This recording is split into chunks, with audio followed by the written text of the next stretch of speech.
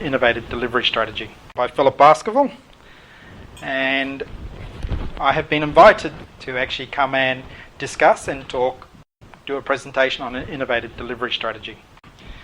Probably the most important thing was I've actually had 10 years of vocational education training management at a fairly senior level, executive level, and have been involved in some high-level discussions of introducing vet fee help. I was one of the first people in Queensland to introduce vet fee help. The other things is one of the first people to introduce degrees into TAFE. We did that in 2004. The other things that I've done is worked on fee-for-service models and also done a whole range of new, what we call accelerated learning. At present, I am trying to work on providing a free education to the world. I am currently studying a doctorate in education, and I do that effectively in my spare time. The criteria for today is to talk about innovative delivery strategies with the focus on customer-centric, business outcomes, and macro industry trends. From a customer-centric point of view, this has been my interpretation. Customer-centric is the opposite to production-centric. Within organisations, a typical way of starting a new course would be to employ some writers, develop a course, have a long lead time, have a high expense rate, then advertise the course, and then madly try and get students to actually take the course that's been prepared at least years in advance. It's a high cost, it's not very flexible, it's not responsive, and it's a one-shop only way of actually purchasing it. Whereas in customer-centric, it's very much focusing on the customer, and the key point here is accessible. And accessible means there are no barriers, and those barriers are derived from things like it has to be flexible, it has to meet the time requirements of the student, it has to work within the learning styles of the student, it must be price sensitive for the student to engage, and it should be able to be transported across a whole range of devices, from mobile device through to your desktop, through to face-to-face delivery and into an online space. The other one is it needs to be contextualised. It's pointless us taking on American college diploma of business when their laws in America are totally different to the laws that we've got here in Australia. So it has to be contextualised right down to the locality. So for us in Brisbane, if we have Brisbane students sitting in there, we must contextualise it to the Brisbane base for the students. It also needs to be contextualised in that it is meaningful for the student. And the way that we do that is that if we've got some students in the class who have already mastered a fair degree of the courseware, we should not take them through the low-level courseware again, and we can do that through RPLing. We can also do it through accelerated learning, and we can do it through meaningful learning, and I've got after there in brackets co-creators, and I'll expand upon that later. The new area that education is going into is the socialisation, and there's quite a bit of research in about that, and I've put some footnotes down the bottom there that actually support it. So socialisation it's not just the one teacher to the many students anymore, it's a many-to-many relationship. And the many-to-many relationships is quite often the other students sitting in the class, or it could be other students in online, and it could even be other people on the other side of the world interacting with the learning. So the peer-to-peer sharing, in amongst all that socialisation there comes the emotion and also what I'm referring to as gamification. We have tested this over a 3-year period, and we found that learning is enhanced when emotions are involved. If you can get emotions happening, whether it's sad emotions, happy emotions, excited emotions, and you can put learning happening in that same sphere, then the learning is actually solidified. The business outcomes. This is my interpretation of the business outcome. 101 is it must be profitable. And there's a whole range of strategies that you can actually make a business profitable. The general rule is you've got revenue and expense, you can't spend more than the revenue that you create. And as long as you abide by that rule and use a whole range of techniques, you can actually always make a profit. Typical ways that you can make profitability when you've got very small classes is clustering of components, accelerated learning, individualized RPLing. The other one is we must have the sustainability. It's pointless us making a profit this year if at the end of the year the legislation auditors come in and actually take us out of the game. It's pointless us making that great profit if we're going to be taken out of the game. So we're looking at a long-term business, and the way that we can create sustainability is have customer satisfaction. And the way we get customer satisfaction is either through referrals or coming back and engaging with the business again. We must also make certain that our reputation is held up and that our branding is always occurring against good quality outcomes. In amongst all that is risk management, which is always making certain that we are not going outside of the realms of what the business allows us to do. The typical statement at the bottom, think global, act local, is, I think, very important for new businesses going forward. Any decisions that are being made today or in the future should always be thought along the lines of, well, how can that expand into something bigger and better in the future? What we don't want to do is make a decision today that actually stops us expanding into something bigger and better down the track. So you should always be thinking, how can I make this scalable? How can I actually grow this to something that's bigger than Ben-Hur in the decision that I make today? And if it can always be able to be expand, well, then that decision should still be allowed to go ahead. But if the decision actually stops you from going into a wider market, well, then we may have to look at it a different way. I've got some IBIS World stats down the bottom there, which provides online education in Australia industry report, just released a couple of months ago, and there's some very interesting data in there. Macro industry trends. This is going over a long time, but obviously in the hunter age we had strong weapons. Our agriculture age, which wasn't too long ago, there was farmers and tools. Our industrial age, which was only 150 years ago, we created machines which actually created efficiencies.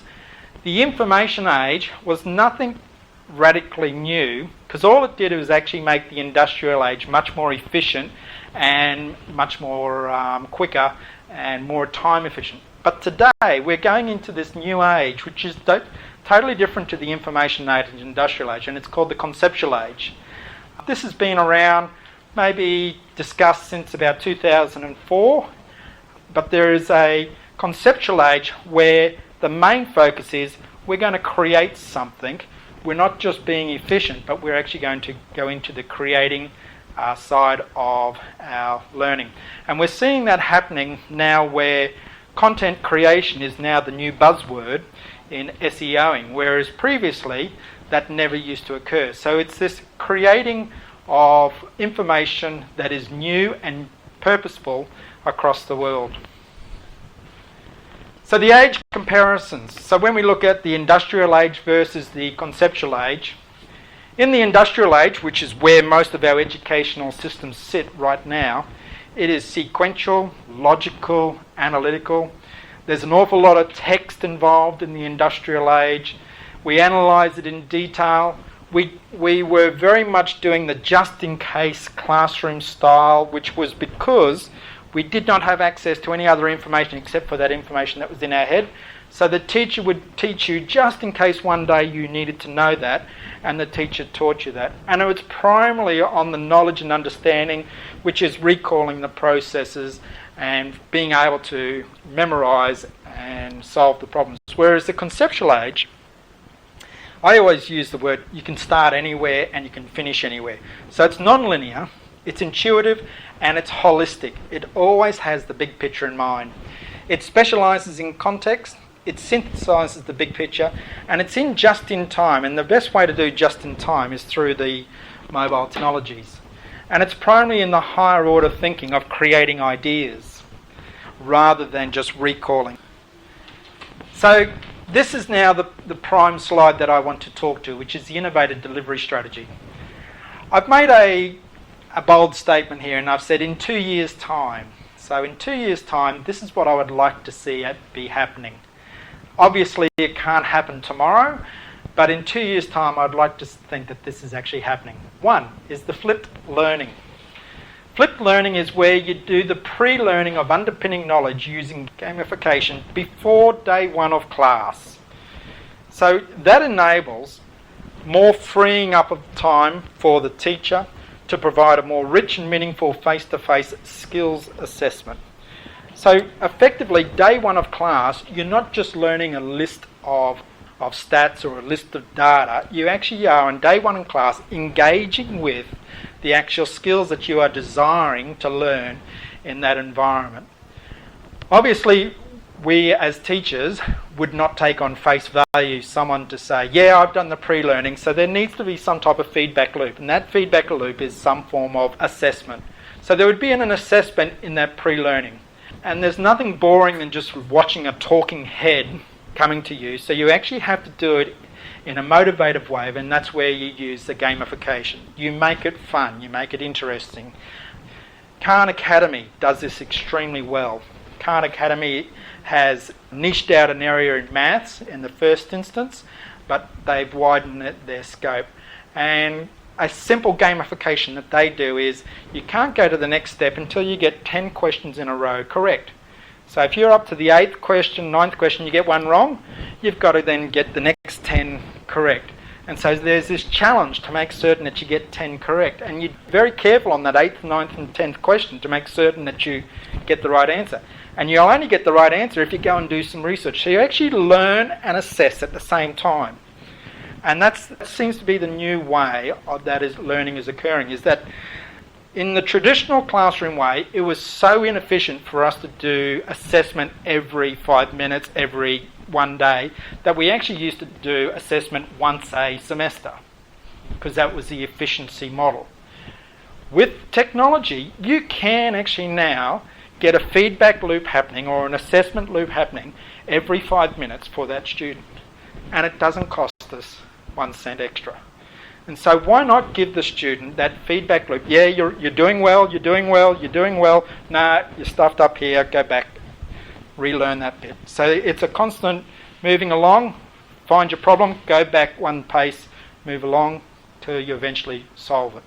And that is the style of using technology that can actually enhance the learning of the student. I've been through universities, you sit for 6 months in a lecture theatre and you face those critical exams at the end of the semester, and I think I probably learnt more in the last week while I was in cram week than I did for the entire semester. So that's not a good learning model where it all comes in on 1 week and then gets dumped out after the exam. It doesn't stay with you. Also in this style of gamification, I said there's emotions involved. So you end up with a higher level learning, and it's done through case studies, discussions, socialised learning, role plays, simulations. I've got a link there that talks about all of that as well. So it's not just about we are teaching basic knowledge, what is this? It's more about what do you think about this? So you're engaging the student with their own personal experiences into actually how the learning occurs. Contextualization and individualization, that can happen through the technology. As I said, as the students are doing their learning, you'll find some students are accelerating in advance of other students and other students are lagging, and with the use of technology we can pick up those who are lagging and provide additional service. We can also identify those who are advancing. So the analytics within technology is terrific. And if you're using any type of educational platform, whether it's Blackboard or Moodle, that information comes through quite readily. Number 2 is probably what I've been talking about. You have the assessment embedded in the training. So you don't just do training for 12 weeks and then have 1 week of assessment. The assessment occurs on week 1 and provides that continuous feedback. The beauty of vocational education and training is that that assessment is allowed to be counted towards their competency. And it's the gathering of that evidence which is most important. And so the purpose of gathering the evidence, you use the digital technology to gather the evidence. During those classroom discussions, there's nothing wrong with actually having just a video camera capturing it. There's nothing wrong with actually saying to the students, okay, look, thanks for that verbal class discussion. Now can you just put down the dot points about what you discussed and post it online? That is a capture of the evidence. When an auditor comes along, they can see that there's been multiple iterations of the learning and the assessment, and that's what they actually quite enjoy. They want to see that a student is constantly being reinforced in their understanding of the competency. Number 3 is probably where I'm actually seeing it starting to be the new.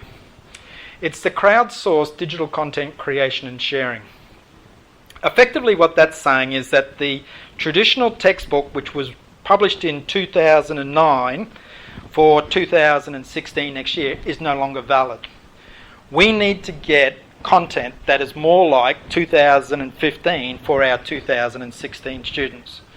And that content cannot come out of publishing houses. It can come out of crowdsourced information. We've seen crowdsourced funding, we've seen crowdsourced within Facebook, but there is a new thing that's emerging, which is crowdsourced content. Quora is a brilliant platform for crowdsourced content. Quora is a platform where anybody can ask a question, anybody can answer the question, but the most important thing is that the best answer gets voted to the top and the worst answer gets voted down. So the crowd actually determines what is the best answer for that question. We think they've got a flaw in their model because sometimes the best answer that rises to the top is a humorous answer rather than a good answer. But we're watching their model of how it's occurring, and we think that if they just tweaked it a little bit, they could actually produce a terrific crowdsourced digital content that's been vetted by the world to say this is the best answer. In other words, how do I write a business plan? People write 17 different answers. One of those answers will be the top one. And effectively, you can actually start to get the crowd answering the questions.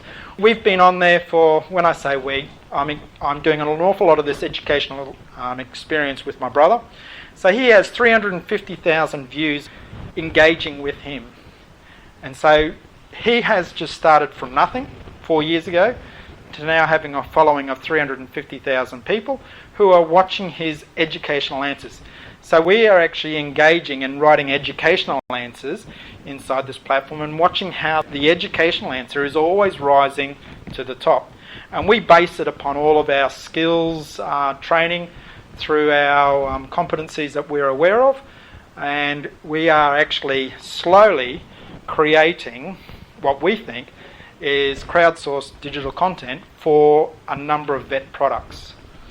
So we are doing in the areas of accounting, we're doing in the areas of business, and we're also doing it in the areas of coffee, just to try and get outside of the pure education. The last one is the industry needs to be embedded in this process. So instead of waiting for the student to graduate before they actually see industry, we need to have industry in talking to us from week 1, week 2, week 3 going forward.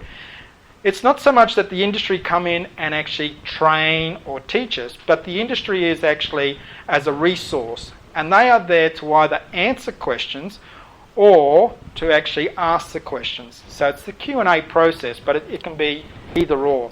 So we could actually have an industry question every week coming from somebody within one of our close industries here that actually is proposing a question, and then the students would actually provide the answers, and the industry person might actually say, yeah, that's one of the best answers.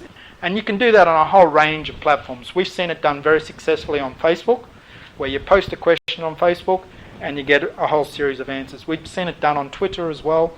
Post a question in Twitter and a whole range of answers come into from Twitter. And it's allowing the students to actually engage with industry. That helps us with our risk management. It shows that we are actually engaging with industry. But it also gives the opportunity for the industry to identify, hey, that person's been giving me good answers every week. I might employ that person at the end of the course. And so it gives that exposure for the student, and it gives the exposure to the industry. Now, we can't do all this at once. So I'm seeing that there needs to be a staged implementation process. I think the first one that we could easily do is change the training, make it more meaningful, capture the digital outcomes, create the online discussions, get the Q&A happening, e.g. Quora, get the assessments published. This is a real bugbear for me. As a teacher, I would collect 30 students' assessments at the end of the semester. I'd mark them all. I'd take the grades and put it in the grade book. I'd actually pick up their assessments and put them in the rubbish bin at the end of the semester. And I thought that is in fact a wasted resource. There is so many hours of human capital that's just gone into the bin there that really what it needs to do is each student, every time that they engage, write, do a presentation, it should be captured, and then that student should be creating their online portfolio.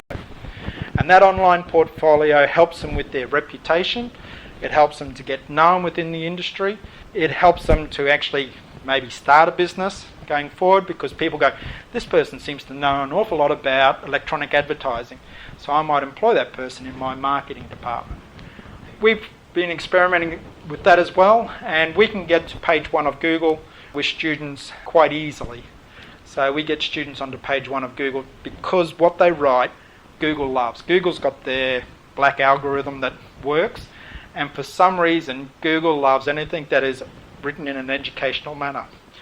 So if you write humorous stuff, it doesn't get on page 1, but if you write educational manner, Google loves it. So they're giving a higher preference for people who actually write in an educational manner. So that's changed the training. Number 2, flipped classrooms, which I talked about.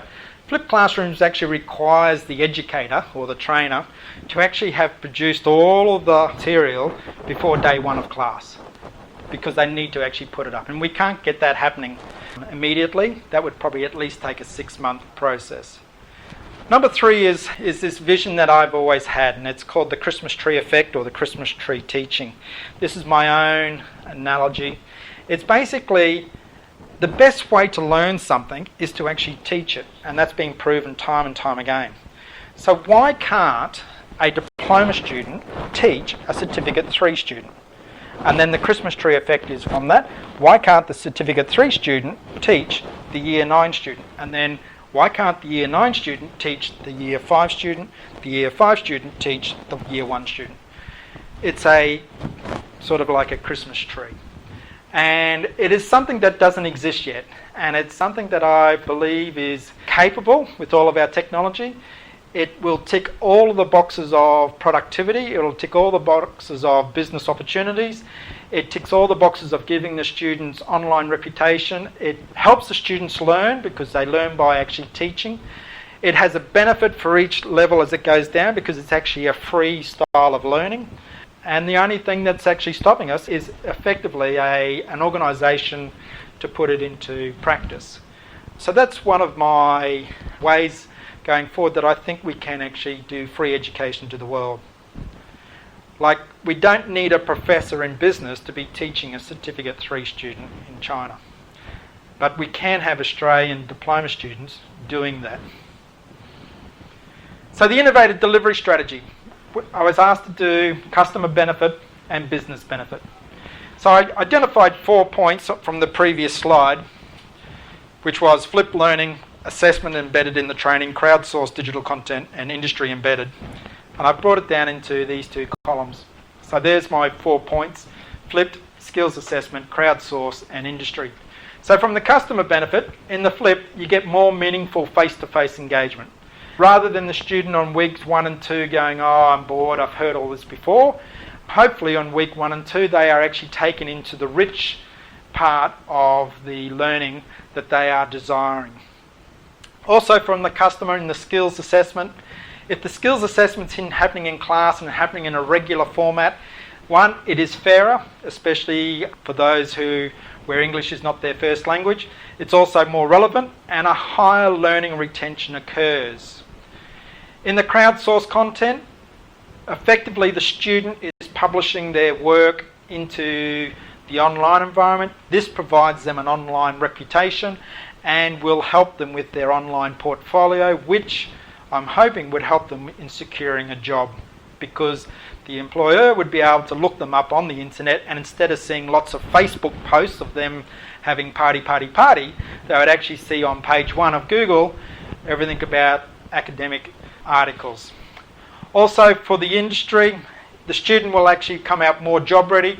Big one here, there'll be an awful lot more soft skills ingrained into the student, because the soft skills is that interaction, that communication, that socialisation that happens. And if we can actually get on week one that happening on a structured basis, those students who are maybe sitting in the back corner are actually forced to actually engage in that socialisation.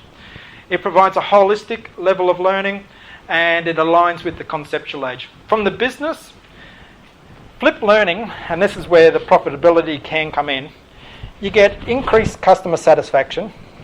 The next one's important. The volume of learning is maintained with the reduced face-to-face, because under the traditional model, you would have to spend half of your semester just teaching the basic knowledge before you actually got into the rich part of the learning. Whereas in the flipped model, we transfer all of that underpinning knowledge into the online environment, and we ask the students to actually engage in that before they actually come to class on day one.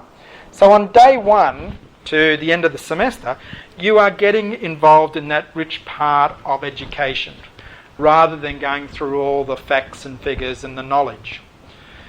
Also, in skills assessment, this is a risk mitigation strategy. Because you are doing a regular update demonstration of the skills through a whole range of things like role plays and discussions, you actually are reducing the risk, because you can demonstrate to any auditor or anyone who questions that there has been regular occurrence of the skills assessment. The crowdsourced content, this is where co-badging or co-marketing may occur. This organisation may co-badge with a student who is producing good content and actually have the potential for scalable or marketable products from your student body. We've probably got a marketing team here. It might be a very small team. They've only got so many hours in the day to actually push stuff out into the digital space, whereas if you had every one of your students somehow pushing out into that digital space with good assessment content that was co-badged or co-labelled with this organisation, you would have a multiple effect of marketable. Also, the industry, because the industry is engaging with the organisation, and if they stay for a long time, they are effectively endorsing the model that is put forward. And once you get industry endorsing on a regular basis, your reputation increases, and also your risk management is managed as well. Also, part of the criteria was I had to do, how would I evaluate that this process was actually achievable and working. The first simple one is what's called a pulse survey. Instead of waiting till the end of the semester when the students are on their study break or anything like that to give them the survey, you can actually have surveys happening on a regular basis. And SurveyMonkey, which is a platform in the online environment, you can do it right at the beginning, in the middle, or at the end, or as many times as you want. You can have 20 questions, 3 questions, and it's all digitised and it's all just collated very well. Obviously, the analysis of the survey is where the most important thing occurs. By having these pulse surveys, halfway through a course, you may get some strong feedback, and you can have the ability to rectify that strong feedback that might occur, rather than waiting right till the end when all the students leave and bad-mouthing the organisation as they walk out the door. You can rectify it before they actually get to that point. The classic one of internal audits obviously needs to be scheduled over a 3-year cycle, and it's not so much internal audits for the Q&A systems, which is, you got the right document here and you've got that. It's also an internal audit along the lines of, are we doing the innovative delivery strategy? To do that, you need to come up with some key indicators and financial indicators, because that's part of the business. These would come from the monthly reports. The typical financials can be broken down into gross profit margins. In other words, is this program making more money than that program for the same amount of expense, etc. Key indicators are obviously your enrolment data. Has there been a movement in the enrolment data? Which part of the world are our enrolments coming from? What is our dropout rate? There's also key indicators of, this is how many people we're actually getting looking at our courses. You can get that from your Google Analytics, as opposed to how many people actually come through and purchase. So you can actually run a percentage ratio of that and see if that fluctuates throughout the year. The online analytics, obviously any of the Moodle or Blackboard has online analytics and tells you how the students are actually engaging, their flow. In other words, do they jump to question 34 before they've done question number 1? And you can get a sense of which way the students are actually working, and you can measure their success rates within that as well. Thank you. Any points that need clarification? But what I'm trying to do here is put in the essence, because every one of these essence you can put technology against all of those essences. And I try not to talk about technology too much because the technology today is going to be different to the technology tomorrow. So if we say, yeah, we're going to do it this way, quite often we have to move on. The traditional Moodle LMS model, which was very effective in 2001 to 2008, is changing dramatically. Now it seems to be that the educational model, it's almost like in the cloud software. There is now in the cloud ways of engaging with the students. So instead of having proprietary software to help us engage with the students, which usually starts one, pay us your money, then we will enrol you. Now those 2 steps may not be steps 1 and 2 anymore. They might actually be steps 8 and 9 rather than steps 1 and 2. And all of this is allowing us to actually go forward. Because how much did it cost me to actually do a digital video recording of that presentation that can then be published out there? It's not costing me actually anything because my time is actually here. This is a supplementary thing that's been happening. So every lecture that you're having in there could easily be captured digitally, put up into the YouTube environment, acts as a marketing agent for the organisation. They get free learning, but they don't actually get a qualification. So what they would do is they ring you up and say, look, I've watched all of your lectures, can you send me the assessment? I think I'm ready. And for 5 minutes work from an admin officer, they send out the assessments, get the assessments back, and you've done an RPL for that student, and yet we haven't done anything in a cost manner except publish something to YouTube, which is happening automatically. Like we don't even need a person to actually publish it, it's done. So what's happening is that the learning is becoming free, but it's the assessment that you pay for. And that learning doesn't have to come from a single team that you've got in an office. You know, you might have 4 people working madly on that. Because all of us try and pick your own interest. My interest was kayaking, going fishing in kayaking. I knew nothing about it, but I taught myself through YouTube, through online discussions, through forums, actually came across a person on the beach, spoke to that person. I did all of that learning, and yet I don't have a bit of paper to say, congratulations Phil, you got a certificate in kayaking. But I have learnt how to do the kayaking, and I've proved my success because now I catch lots of fish. So I believe I'm now competent in doing that. And I think that learning, we should not be saying that learning should cost $14,000. There's something morally within me that says you should not ask for a $14,000 fee without the student actually engaging with you first. So the student should have all of this engagement with you to the point where they desperately want to pay you because they have built up that relationship with you. So it's all about building these relationships with our global community, and the only way we can really do that effectively is in the digital realm.